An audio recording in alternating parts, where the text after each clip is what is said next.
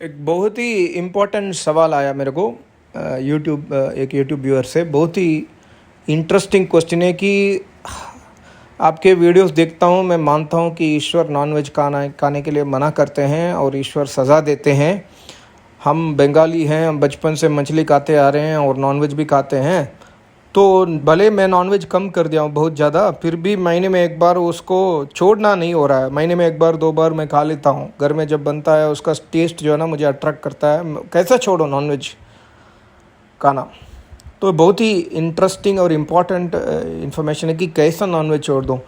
तो इसका जवाब मैं उनको दिया था। मैं सोचा कि एक वीडियो भी बनाऊँ, आपसे शेयर करूँ। तो ये तो मैं कुछ गाइडेंस नहीं दे रहा हूँ, पर मेरे लाइफ में मैं कुछ लोग को ऐसा मिला है। जैसे एक बार मैं एग्ज़िबिशन में जो बुक फेयर वेद प्रचार कर रहा था, बुक फेयर में, तो एक इंसान आए थे मेरे दुकान में, मतलब वेद मंदिर के जो स्टॉल में आए थे। तो मेरे आचार्य जी का किताब तमिल में ट्रांसलेशन किया हुआ है, उन्होंने पढ़ा 2-3 पेज, उनको बहुत अच्छा लगा।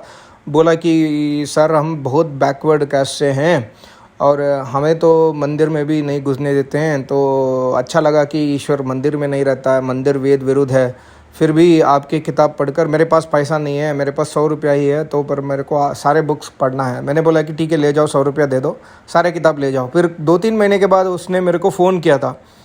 बोला कि सर आपके आचार्य के किताब जगह जगह पे यही कह रहे हैं कि हवन करो, हवन करो, हवन करो। या हवन क्या होता है? मेरे को हवन करना है और मुझे हिंदी नहीं आती, मुझे इंग्लिश नहीं आती, मुझे संस्कृत नहीं आती, मैं कैसा करूं?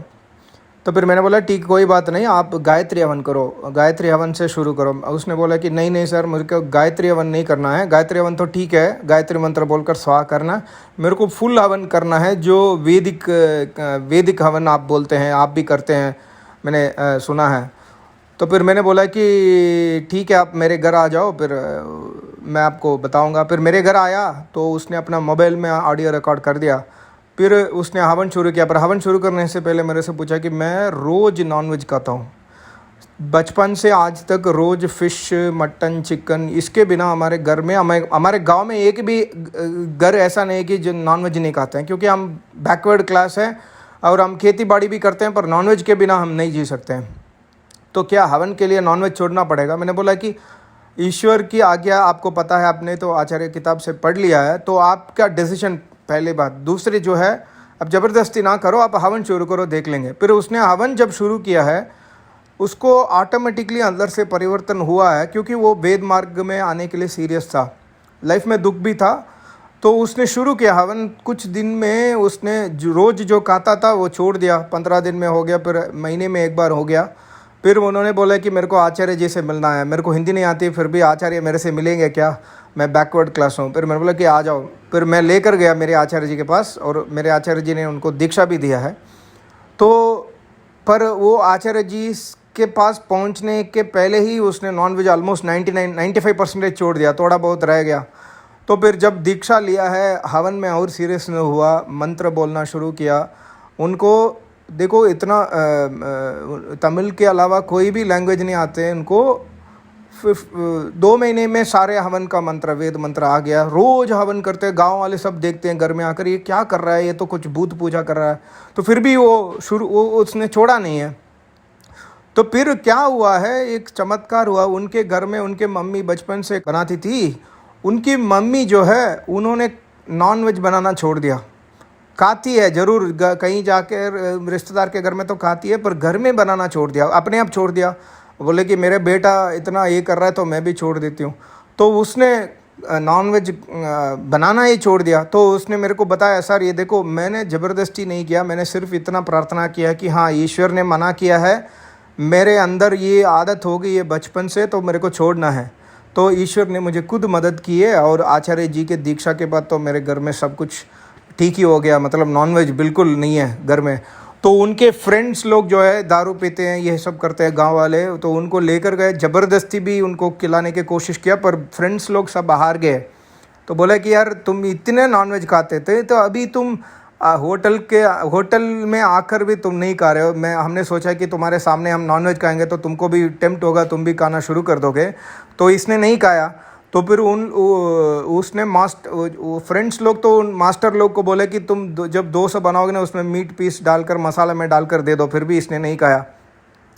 तो ये ईश्वर पहले चीज़ है, नॉनवेज छोड़ने के लिए अंदर संकल्प चाहिए और दृढ़ निश्चय चाहिए और ईश्वर की भक्ति और गुरु से प्रेम चाहिए। ये अगर हमारे जीवन में ये 4 चीज़ हो गया ना, फिर हम नॉनवेज बिल्कुल छोड़ देंगे। नहीं तो भी हमारे अंदर अगर ये आ गया कि वेद सुनकर कि हाँ ईश्वर हर जगह में हमें देख रहा है, ईश्वर दंड देगा, कठोर सज़ा देगा, तो इस डर से भी बहुत लोग छोड़ सकते हैं। और नॉनवेज में जितने भी नॉनवेज से वेजिटेरियन में बहुत सारे वैरायटीज़ है, और वेजिटेरियन ईश्वर ने हमारे लिए धरती बना कर दिया। और एक चीज़ याद रखना होगा कि आप उंगली छोटे हमारे फिंगर्स है ना, गलती से अगर दरवाजे के वो बीच में लग गया और दरवाजे हवा में ज़ोर से बंद हो गया ना, हमारे उंगली कट हो जाता है। तो कितना हम तड़पते हैं दर्द में, कितना हम चिल्लाते हैं। उससे कई गुना ज़्यादा ये जो मछली या चिकन, बकरी, ये सब चिल्लाते हैं दर्द में। तो वो दर्द देखकर, उनको दर्द इतना देकर हम उसको खाना ना महापाप है, घोर पाप है। हम नॉनवेज को हमको छोड़ना ही पड़ेगा, क्योंकि कम से कम ये नॉनवेज छोड़ने से ना ये संसार अच्छे जगह बन जाएगी, ये रहने लायक बन जाएगा। आज ये रहने लायक नहीं मैंने वीडियो देखा था, 1 सेकंड में इंसान 13,500 हत्या करता है, 1 सेकंड में। ऑल ओवर द वर्ल्ड मिलाकर 13,500 डेथ, मतलब सारे जीव हत्या करके खाता है। तो हम सोच सकते हैं कि कितना हत्या हम करते हैं, कितना पाप करते हैं जिनमें।